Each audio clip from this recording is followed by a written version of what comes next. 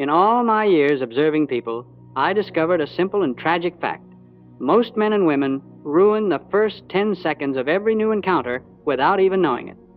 You may walk into a room, into an interview, a meeting, a first date, or a gathering and think nothing meaningful has happened yet. You greet someone, offer a small smile, take a seat, and assume the real interaction begins afterward. But in those first brief seconds, something very important has already taken place. The other person has begun to decide what kind of individual you are: warm or cold, open or closed, confident or uneasy, interested or self-absorbed. Think for a moment about how many opportunities in life begin with just a few seconds. You step into a job interview, and before you have shared your qualifications or explained your experience, the interviewer already feels something about you. Not a fully formed judgment, but a direction. Do I feel at ease with this person, or do I feel tense? You meet someone you admire at a conference or at work, someone whose respect could open doors for you. You only have a moment for a greeting, and your posture, your expression, and your first words shape their feeling long before your ideas ever reach them. The same thing happens on a first date. You sit across from someone new, your hands slightly tense, your greeting a little quiet, your smile uncertain. Nothing dramatic, you think. Yet the other person may quietly walk away with a conclusion. He didn't seem very interested, or she felt distant. Enter a new team at work with a timid hello and lowered eyes, and without intending it, you may be silently labeled as insecure or unapproachable. No one announces these judgments aloud, but the impression is recorded instantly. Here is the painful part. People almost never tell you that the first 10 seconds are what close the door. They simply choose someone else for the promotion, the project, the friendship, the mentorship, even the relationship.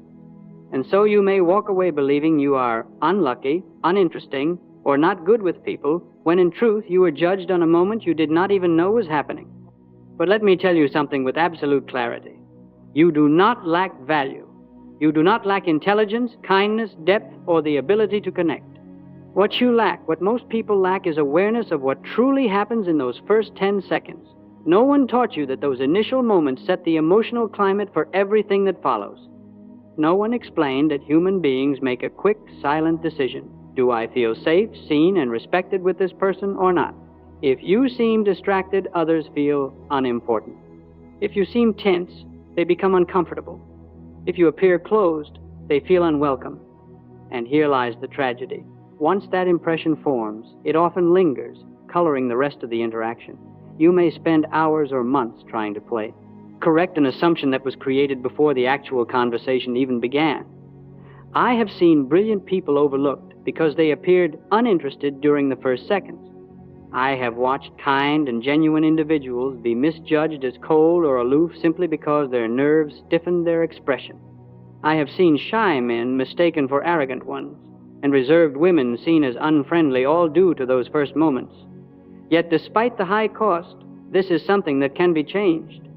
And the change does not require that you become someone louder, funnier, bolder, or more charismatic.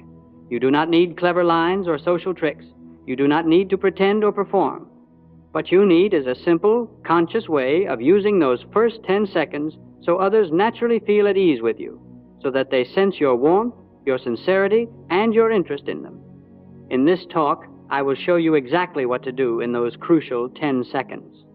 I will show you how to prepare your mind, how to carry your body, how to let your face and your first words communicate the message every human being longs to hear. You are safe with me. You are seen. You matter. When you learn to give this feeling honestly, not as manipulation, but as an expression of true respect, you will find that people open up to you more easily, trust you more quickly, and remember you far more warmly. And all of this will happen not because you transformed who you are, but because you finally learned how to let the best of who you are speak in the first 10 seconds. Over the years, as I watched thousands of men and women interact, I came to believe that every person you meet asks themselves, often unconsciously, one simple question: how do I feel about myself when I am with you? They are not just observing you. They are observing themselves in your presence. They are listening to their own feeling. Do I feel relaxed or tense? Do I feel respected or ignored? Do I feel a little taller or a little smaller? Most people think a first impression is about them, how they look, how clever they sound, whether they say the right thing. But the truth is far more subtle and far more hopeful. People do not remember you purely by your words or your appearance. They remember, above all, how they felt about themselves when they were with you.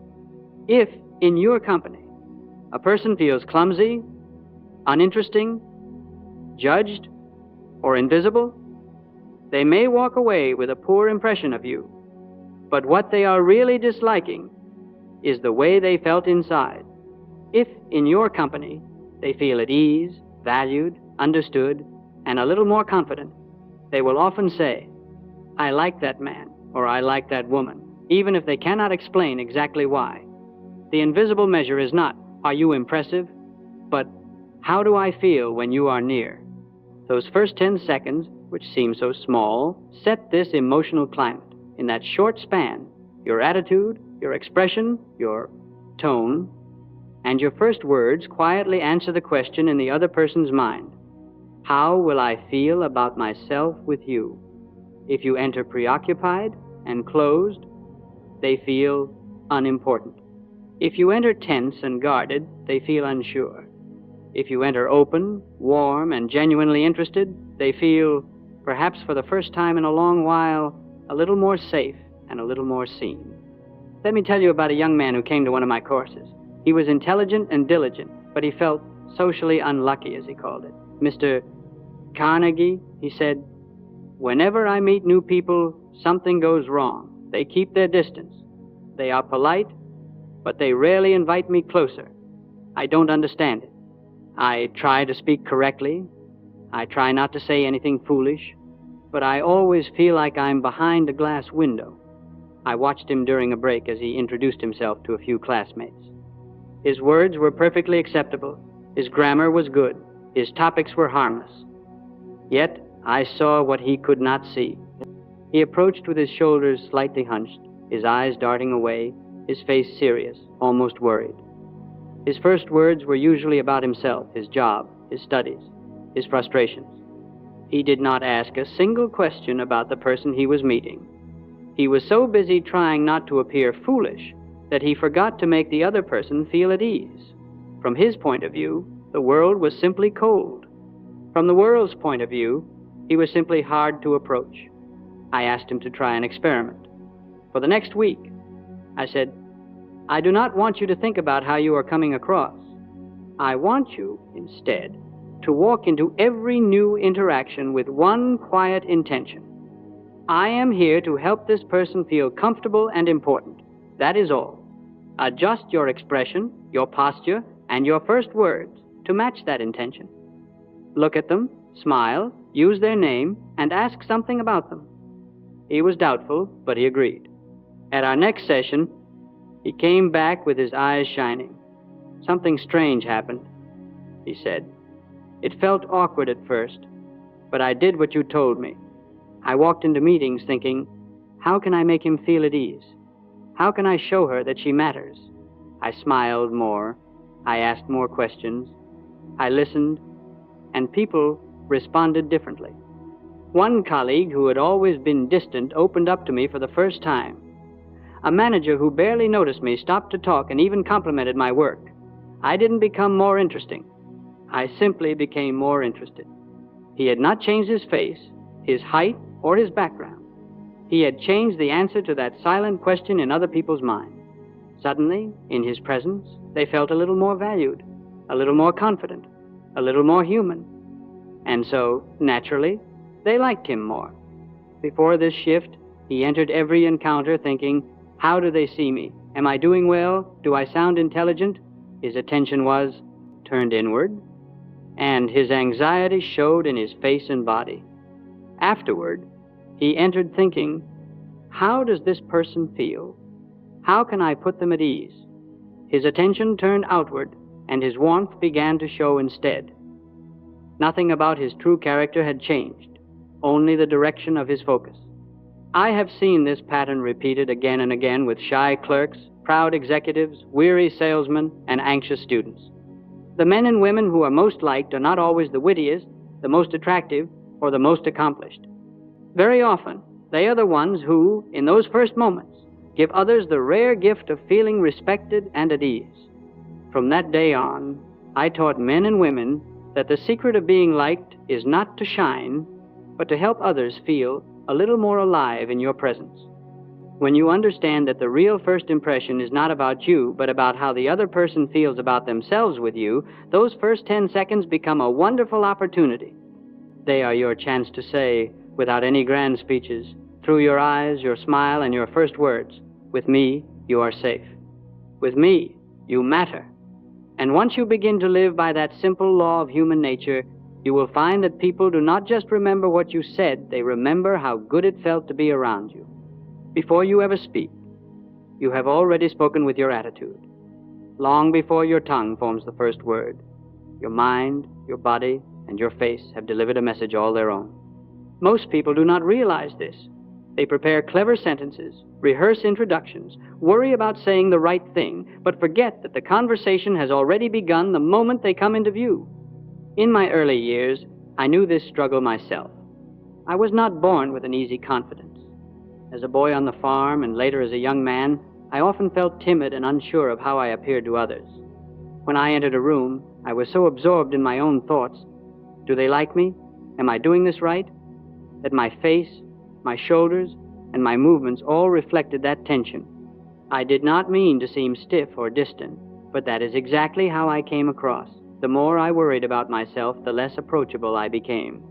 I eventually discovered a simple but powerful change. If I wanted my presence to put others at ease, I had to change what I was saying silently to myself before I ever opened my mouth. Instead of walking toward people thinking, "I hope they like me," I began walking toward them thinking, "I am here to understand, not to impress." Instead of, "I hope I don't look foolish," I would say quietly inside, "This person is important. I want to know them." You may think this is a small adjustment, but it has a remarkable effect. When your inner words change, your muscles loosen, your breathing deepens, and your eyes soften. The tension drains from your shoulders and jaw, not because you forced them to relax, but because your purpose has shifted from protecting yourself to welcoming someone else. A mind that is busy defending itself creates a rigid body and a guarded face. A mind that is sincerely interested creates a more open body and a warmer expression. So, before we discuss what to say in those first 10 seconds, I want you to practice what to think. As you approach someone new, repeat silently, "I am here to understand, not to impress.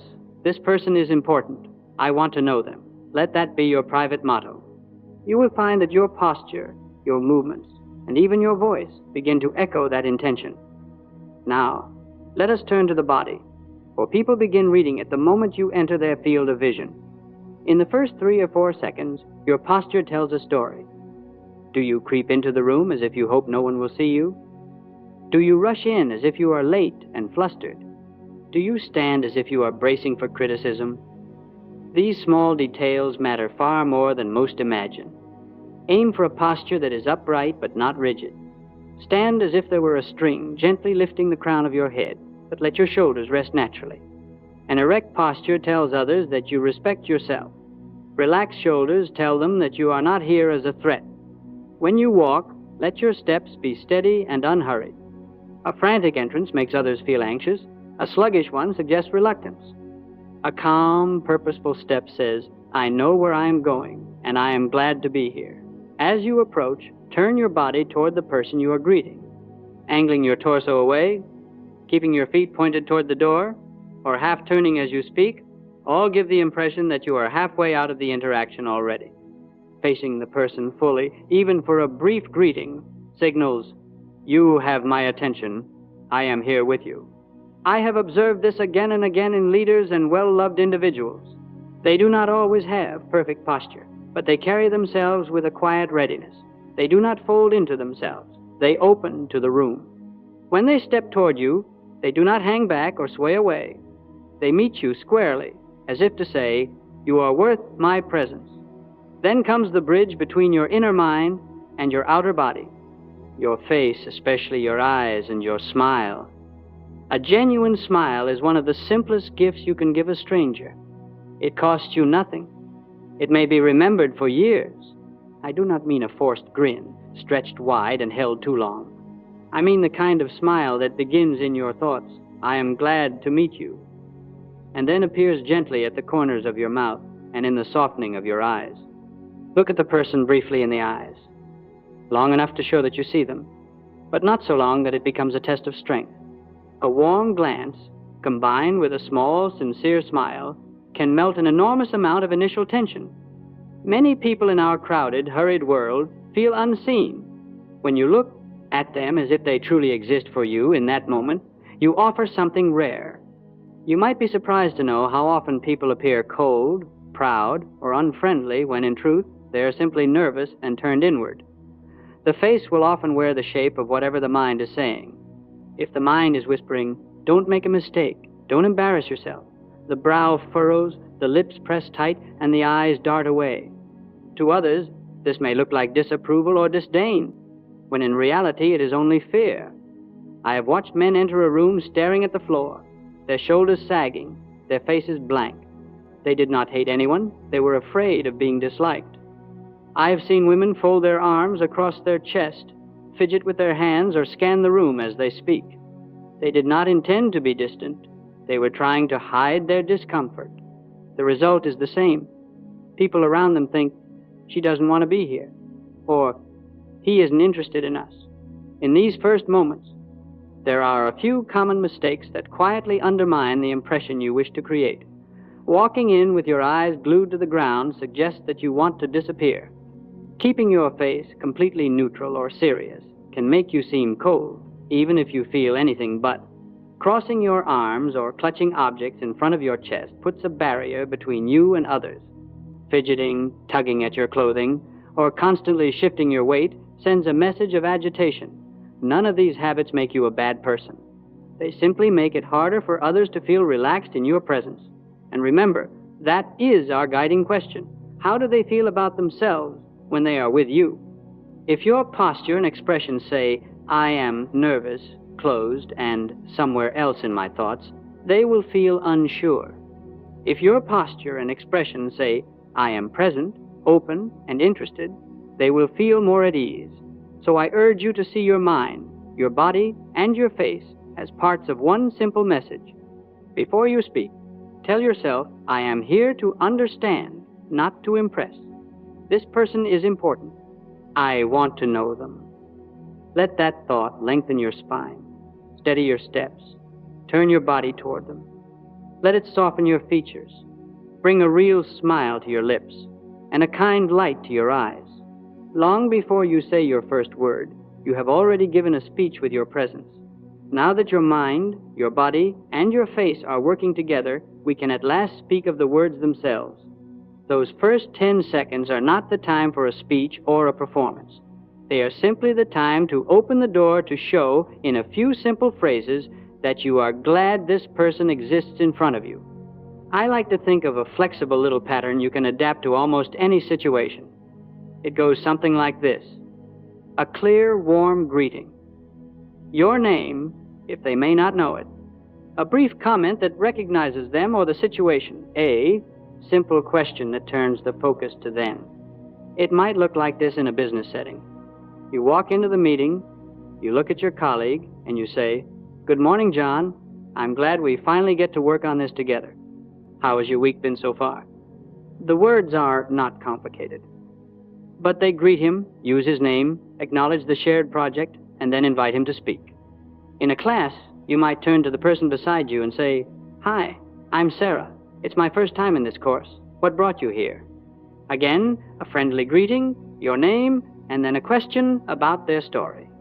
At a social event where you know no one, you might begin with, "Hello, I'm David. I don't think we've met yet. How do you know the host?" You will be surprised how often people relax when you simply take the initiative with a few kind words and a gentle question that allows them to talk about something familiar.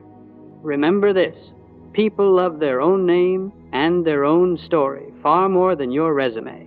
You may be tempted in those first moments to prove your worth, to share your achievements, to explain who you are. There will be time for that later, if the relationship grows. The first 10 seconds are not for you to shine. They are for you to invite. Use the person's name if you know it.